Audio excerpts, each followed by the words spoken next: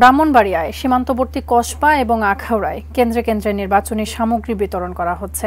এদিকে কসবা উপজেলায় চেয়ারম্যান প্রার্থীর এজেন্টের উপর হামলাকে কেন্দ্র করে কসবায় উত্তেজনা বিরাজ করছে। বিস্তারিত জানিয়েছেন পূর্বাঞ্চলীয় ব্যুরো প্রধান পীযূষকান্তি আচার্য। আমি এখন আছি ব্রাহ্মণবাড়িয়ার কসবা উপজেলায়। আপনি জানেন যে আগামীকাল কসবা এবং আখাউড়ার উপজেলা নির্বাচন। এই উপজেলা নির্বাচন উপলক্ষে কিন্তু আজকে সকাল থেকেই বিভিন্ন কেন্দ্রে কিন্তু নির্বাচনী সরঞ্জাম পাঠানো হচ্ছে। কিন্তু এখানে কসবায় একটি ঘটনা নিয়ে কিন্তু এখন তীব্র উত্তেজনা বিরাজ করছে। আমরা আগেও বলেছি যে ব্রাহ্মণবাড়িয়ার এই কসবা উপজেলায় কিন্তু শাহপুর গ্রামে কসবা উপজেলা ছাত্রলীগের যে সাবেক সাধারণ সম্পাদককে কিন্তু গুরুতরভাবে আহত করা হয়েছে।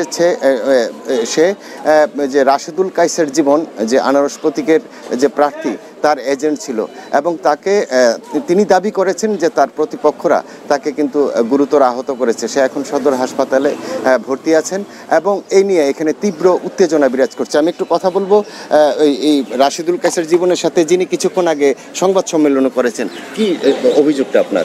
আমার এজেন্টকে গতকালকেই, তাকে আগে হুমকি দিয়েছে, গতকালকে কুপিয়ে এবং পিস্তল ধরে তাকে নিয়ে যেতে চাইছিল, পরে নিয়ে না যেতে পারে তাকে কুপিয়ে গুরুতর আহত করছে।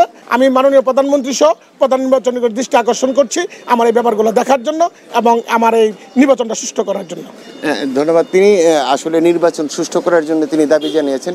এবং এখানে আরেকটি তথ্য দিয়ে রাখি যে এখানে যে আইনমন্ত্রী অ্যাডভোকেট আনিসুল হকের এই নির্বাচনী এলাকায় যে তার ফুফাতো ভাই সাইদুর রহমান এবং যে তারই দীর্ঘদিনের এপিএস রাশেদুল কাইসার জীবন কিন্তু নির্বাচনে প্রতিদ্বন্দ্বিতা করছেন এবং সে কিন্তু ব্রাহ্মণবাড়িয়ার এই কসবা উপজেলা আওয়ামী লীগের সাধারণ সম্পাদক। তো ওনাদের দাবি যে সুষ্ঠু এবং নিরপেক্ষ নির্বাচন।